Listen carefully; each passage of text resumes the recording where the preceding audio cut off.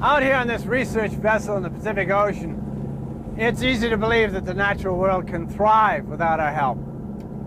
Yet the animals that live beneath the surface here are often exposed to dangers of cruelty and exploitation. Now, for one species in particular, contact with humans often results in tragic consequences. One man who knows both sides of the story once trained the most famous dolphin in the world, Flipper. His name is Rick O'Barry, a man who has a very special understanding of dolphins. That's me more than 30 years ago with Flipper, a beautiful animal who taught me a big lesson about life.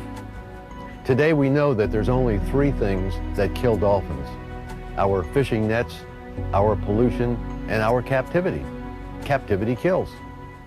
I feel somewhat responsible, sure. I captured those dolphins and trained them and used them for 7 years, but we didn't have the information that we have today. Flipper swam up into my arms in a steel tank after the show had ended and actually held her breath and never took the next breath. And in that regard, I call it suicide for the lack of another term. I've turned that tragic lesson into a lifelong mission to do what's right for dolphins who need our help. Today, WISPA reaches out worldwide to save dolphins in trouble. And I'm glad that I could be there to see them make it back into the wild. It's not easy, but it's sure worth it. Take a look.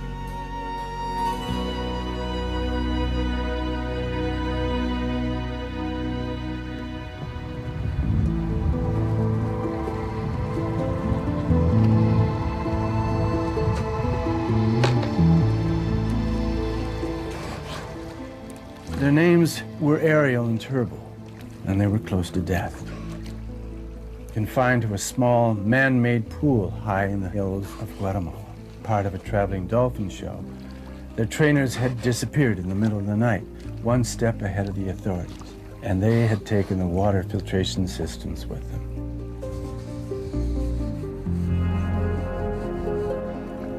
Filthy water and no food left the dolphins in life-threatening danger.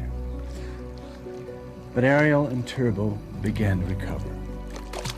With the Guatemala government's final permission and logistical help, WISPA took custody of these 2 outstanding creatures.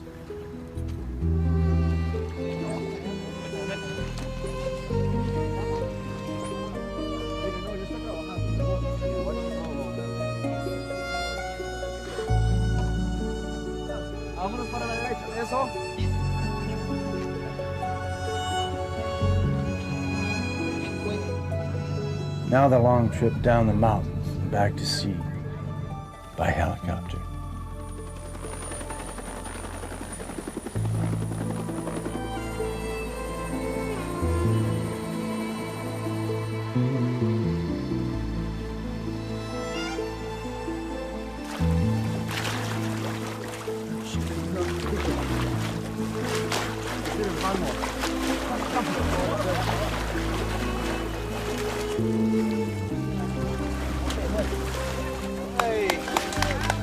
Once the dolphins were safely in the rehabilitation sea pens, O'Barry spent weeks helping Ariel and Turbo unlearn everything they'd been taught in captivity and relearn how to survive in the wild. All his training and background were put to the test. All of their efforts would come down to whether they would leave their human connection. We had every reason to believe they'd make it in the wild. They were captured as adults, and they had a lot of experience in foraging, navigating, avoiding predators, and using their sonar.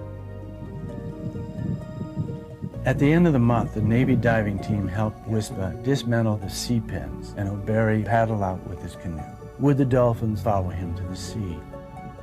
Could this really be their freedom at last? Finally, the day had come when Rick O'Barry and his team would release Ariel and Turbo into the wild. But first, he had to lead them to their freedom. Would they follow? Suddenly, in the distance, wild dolphins appear, all calling out to Ariel and Turbo. This is a very good day. 2 dolphins captured and abused in a traveling show in the mountains of Guatemala, saved from a certain death and nursed back to life by a team of dedicated doctors and experts, volunteers and team members. Weeks of hard work and real hope had finally paid off.